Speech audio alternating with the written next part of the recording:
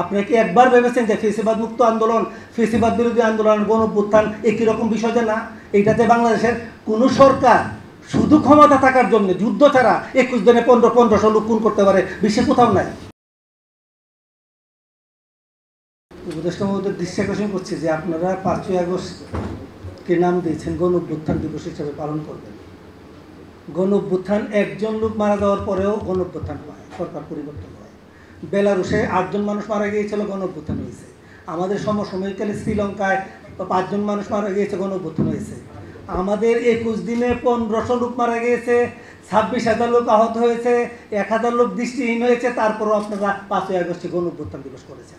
আপনারা কি একবার ভেবেছেন যে ফেসিবাদ মুক্ত আন্দোলন, ফেসিবাদ বিরোধী আন্দোলন, গণ অভ্যুত্থান একই রকম বিষয় যে না? এইটাতে বাংলাদেশের কোনো সরকার শুধু ক্ষমতা থাকার জন্য যুদ্ধ ছাড়া 21 দিনে 1500 লোক খুন করতে পারে, বিশ্বে কোথাও নাই। বেলারুশের মতো স্বৈরাচাররা 5 জন খুন করেছে, দেশ ছেড়ে পালিয়েছে। শ্রীলঙ্কা 5 জন খুন করেছে, দেশ ছেড়ে, সেটি গণ অভ্যুত্থান। আজকে আপনারা শুধু 5ই আগস্টে গণ অভ্যুত্থান দিবস স্বীকৃতি দিয়ে এটা একটা অতীতের ঘটনা মনে করেছেন, কিন্তু এটা যে ফেসিবাদ বিরোধী আন্দোলন, ফেসিবাদ বিরোধী আন্দোলনকে যে আমাদের সদা জাগ্রত রাখতে হবে, এটাতে চেতনা, এটাতে ফেসিবাদকে রুখে দেওয়ার জন্য প্রতিনিয়ত আমাদের চর্চা করতে হবে, সেই জিনিসটা আপনারা অ্যাবসেন্ট করে দিয়েছেন। একটা গণ অভ্যুত্থানের মধ্য দিয়ে, এত রক্তপাতের মধ্য দিয়ে যে ধরনের রাষ্ট্র গঠন করা দরকার, যে ধরনের নৈতিকতা দরকার, যে ধরনের সংস্কৃতি দরকার, আমরা আজ পর্যন্ত দেখতে পাইনি। আমরা অনেক রক্তপাতের মধ্য দিয়ে এই একটা সরকার আনয়ন করেছি, কিন্তু একটা নামকরণের মধ্যে ফেসিবাদ নাই। নামকরণের মধ্যে যদি ফেসিবাদ না থাকে, কীভাবে আমরা ফেসিবাদকে মোকাবেলা করব? এটা কি শুধুমাত্র অভ্যুত্থান, এর সাথে অভ্যুত্থান, এটি সমান অভ্যুত্থান? তা আমরা যদি দুইটাই সমান অভ্যুত্থান বলি, তাহলে আমরা কীভাবে ফেসিবাদকে মোকাবেলা করব? নামকরণের মাঝে আমরা ফেসিবাদকে রাখতে পারছি না। অর্থাৎ সরকারের এত বড় দুর্বলতা, সরকার এত বড় ব্যস্ত, সরকার এত বড় এই অভ্যুত্থানকে বুঝতে ব্যর্থ হচ্ছে যে আমরা এই অভ্যুত্থানের চেতনাকে কিভাবে রাষ্ট্রে প্রয়োগ করব, কিভাবে নতুন সংস্কৃতি করব, কিভাবে নতুন সংস্কৃতি গঠন করা যায়, কিভাবে ফেসিবাদ মুক্ত সংস্কৃতি অর্জন করা যায়, কি কাঠামোতে রাষ্ট্রকে পুনর্নির্মাণ করা হবে। আমরা এই সরকারের কাছ থেকে যতটুকু আশা করেছি ততটুকু পাই নাই, কিন্তু দার্শনিকভাবেও এই অভ্যুত্থানকে সরকার লালন করতে পারছে কিনা সেই প্রশ্ন আজকে আমরা করে যাচ্ছি। দার্শনিকভাবে দেখার অভাব। আজকে এই বয়ানটা যদি শেষ হয়ে যায় যে শুধু অভ্যুত্থান, সেই বয়ানের মধ্য দিয়ে নতুন একটা বয়ান তৈরি হবে, যে বয়ান শক্তিশালী হয় সেই বয়ান টিকে থাকবে। আজকে আমাদের এই অভ্যুত্থানকে কেউ দাঙ্গা বলছে, হাজার হাজার লোক, লক্ষ লক্ষ লোক এখন দাঙ্গা বলে। আমরা যদি অভ্যুত্থানটাকে ফেসিবাদ বিরোধী আন্দোলন না বলতে পারি, সেই দাঙ্গা প্রতিষ্ঠিত হয়ে যাবে। কিছুদিনের মধ্যে দেখা যাবে যে একটা ছোটো ইস্যুতে ফেসিবাদ ঢুকে সেটাকে বড় একটা ফাটল সৃষ্টি করবে আমার এই সমাজে। আমরা যদি না বুঝতে পারি যে আমাদের এই রক্তপাতের মধ্য দিয়ে শাসন ব্যবস্থা রূপান্তর করতে হবে, তাহলে আমরা আবার শহীদের রক্তের প্রতি বিশ্বাসঘাতকতা করব। আমরা শহীদের রক্তের প্রতি বিশ্বাসঘাতকতার জন্য, আমাদের ব্যক্তিগত ক্ষমতার জন্য, কোনো দলের ক্ষমতার জন্য আমার ছেলেরা সন্তানরা রক্ত দিয়ে যায় না। আমরা 71 সালে রক্ত দিই, 90 সালে রক্ত দিই, এখন আবার শুরু হচ্ছে আরেকটা বিপ্লব লাগবে। অর্থাৎ আমরা কিছুদিন পরে একজনকে ক্ষমতাশালী করব, আর এক দলকে রক্ত দেওয়ার জন্য আমরা প্রস্তুত করব। এটা তো কোনো আদর্শ হতে পারে না।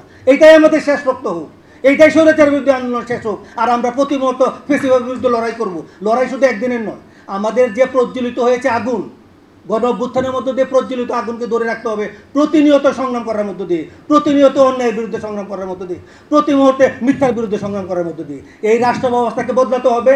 পুরনো রাষ্ট্র ব্যবস্থাকে, যে রাষ্ট্র ব্যবস্থা কারো হয়, যে রাষ্ট্র ব্যবস্থা ব্যক্তিগত হয়, যে রাষ্ট্র ব্যবস্থা পরিবারের হয়, সেই রাষ্ট্র ব্যবস্থা উৎখাতের জন্য অভ্যুত্থান হয়েছে। আমাদের রাষ্ট্রটা হবে সকলের, আমাদের রাষ্ট্রটা হবে শহীদদের রক্তের উত্তরাধিকার তাদের রাষ্ট্র। আমাদের রাষ্ট্র হবে সকলের রাষ্ট্র, সাম্যের রাষ্ট্র, মর্যাদার রাষ্ট্র, মানবিক বিচার, সামাজিক সুবিচার নিশ্চিত করার রাষ্ট্র। মাননীয় উপদেষ্টা মহোদয় হয়তো দুঃখ পেতে পারেন, আমি দুঃখ প্রকাশ করছি। ধন্যবাদ।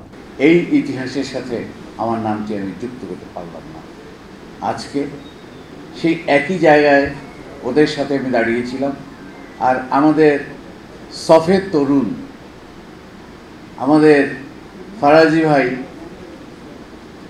আজকে তার পাশে আমি ওখানে দাঁড়িয়েছিলাম। আবিদ, ইমরান সবাই ছিল, এখানেও এসেছি। আমি মনে করি মানুষের জীবনে সবচেয়ে বড় অর্জন হলো তার কর্ম, এবং সেটা যদি সুকর্ম হয়।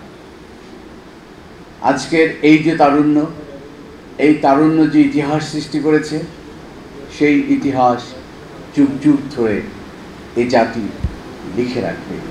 এ জাতির চৌহদ্দিতে সেই ইতিহাসটি ইতিহাসের ইতিহাস হয়ে বেঁচে থাকবে। আমি আর বেশি কিছু বলতে চাই না, আমি এমনিতেই একটু অসুস্থ। আমি একটি কথা বলেই শেষ করতে চাই। আসলে আমরা যারা বেঁচে আছি, আগামীতে বেঁচে থাকবো কিংবা হয়তো থাকবো না, এই ইতিহাসটি যেন আমরা আমাদের হৃদয়ে ধারণ করি এবং আমাদের প্রজন্মের পরের প্রজন্ম, তার পরের প্রজন্ম যেন এই ইতিহাসটাকে লালন করি। এটাই আমাদের দায়িত্ব হোক। সবাইকে ধন্যবাদ, সবার জন্য ভালোবাসা। আর আনাসের মা বাবা এখানে আছে, এরকম আমার নিজের সন্তান নয়, কিন্তু আমি বিশ্বাস করি প্রতিটি ঘরে ঘরে আনাসের মতো এমন সন্তান জন্ম লাভ করবে এবং তার পিতামাতার গর্বের আসন তারা অলঙ্কৃত করবে। ভালোবাসা সবাইকে, ভালো থাকবে। আসসালামু আলাইকুম রহমতুল্লাহ। মনে পড়ে যাচ্ছে ওই দিনের কথা। আজকে তার 1 বছর পূর্ণ হলো। প্রচণ্ড বৃষ্টির মধ্যে আবিদ আজমের নেতৃত্বে, কবি সাহিত্যের নেতৃত্বে আমরাও ছিলাম সেখানে। সেই দিন এই ফ্যাসিস্টের বিরুদ্ধে অনেক কবিতা পড়েছিলাম। আমি ভেবেছি আমি কবিতা পড়ছি, কিন্তু পরবর্তীতে যখন মিডিয়ায় দেখলাম তখন আমি দেখলাম যে আমি কবিতা পড়ছি না, আমি বক্তব্য দিচ্ছি। একটু আগে এক বোন বলে গেছিল এই কথাটা, আমিও তার সাথে অনুভূতিটা মিলিয়ে নিলাম। আসলে সেটাই হয়েছে, মনে হচ্ছে যে আমি কবিতা পড়ছি না, আমি প্রচণ্ড ক্ষোভে বক্তৃতা দিচ্ছি। তো সেই বিক্ষুব্ধ লেখকদের আজকের অনুষ্ঠানে স্মৃতিচারণ করতে পারলে অনেক ভালো লাগতো, কিন্তু সময় সংক্ষিপ্ত বলে আমি স্মৃতির দিকে যাব না, লেখাপাঠের দিকে যাব। তবে একটা শুধু কথা বলবো, যুদ্ধ এখনো থামেনি, যেটা আমরা বলি আবু সাঈদ মুগ্ধ, শেষ হয়নি যুদ্ধ। এই যুদ্ধ কবিদের যুদ্ধ, এই যুদ্ধ লিটারেচারের, এই যুদ্ধ সংস্কৃতির এবং এই যুদ্ধ রাজপথের। এবং আমাদের শত্রু কারা? যুদ্ধ করতে হলে তো আমাদের জানতে হবে আমাদের শত্রু কারা। তো আমাদের শত্রুদের ব্যাপারে কবি নজরুল ইসলাম বলেছিলেন, ওরা মরিবে না যুদ্ধ বাঁধিলে লুকাইবে ওরা কচু বনে। ওরা মরিবে না যুদ্ধ বাঁধিলে লুকাইবে ওরা কচু বনে, দন্ত নাখরহীন ওরা তবু কোলাহল করে অঙ্গনে। আমাদের শত্রু তারা, ওরা জিন পেট যক্ষ, উহারা লালসার পাকে মুখ ঘষে। আমাদের শত্রু তারা। আমরা অনেকে আমাদের শত্রুদের সম্পর্কে অনেক বড় বড় কথা বলি, শক্তিশালী অনেক কিছু, কিন্তু আসলে তাদের অন্তর যে কত ভয় কাঁপছে আমরা জানি না। সেটা আমরা বুঝতে পেরেছি এই জুলাইয়ে রাজপথে নেমে। অস্ত্রের বিরুদ্ধে সাধারণ মানুষের সংগ্রাম এবং নিবেদিত আত্মত্যাগ আমাদেরকে এই স্বাধীনতা দিয়েছে। তো যাই হোক, সেই যুদ্ধ এখনো থেমে যায়নি, চলতে থাকবে এবং আমাদের আবারও যুদ্ধ করতে হবে, যেটা আমার বিশ্বাস।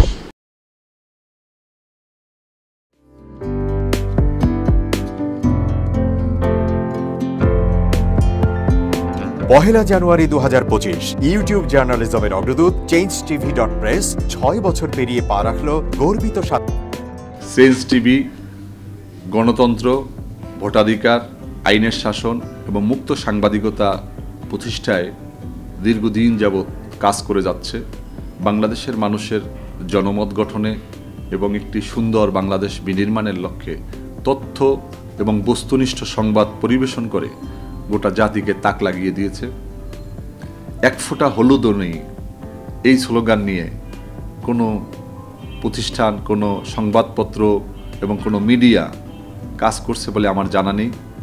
এবং বস্তুনিষ্ঠ সংবাদই যাদের প্রেরণা, যাদের একদল বস্তুনিষ্ঠ সংবাদকর্মী নিরলসভাবে একটা সুন্দর বাংলাদেশ গড়ার জন্য ক্ষুধা, দারিদ্র্যমুক্ত, শোষণমুক্ত, ইনসাফ ভিত্তিক একটা কল্যাণ রাষ্ট্র প্রতিষ্ঠার জন্য নিরলসভাবে কাজ করে যাচ্ছে, তার নাম হচ্ছে চেঞ্জ টিভি।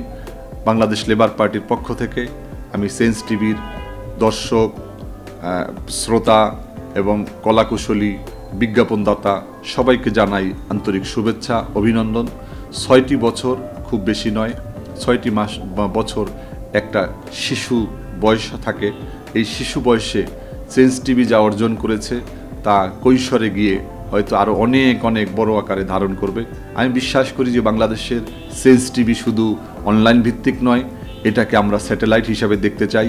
বাংলাদেশের মানুষ এই সেন্স টিভির মাধ্যমে আরেকটি স্বপ্নকে তারা বাস্তবায়নের দিকে এগিয়ে যাবে।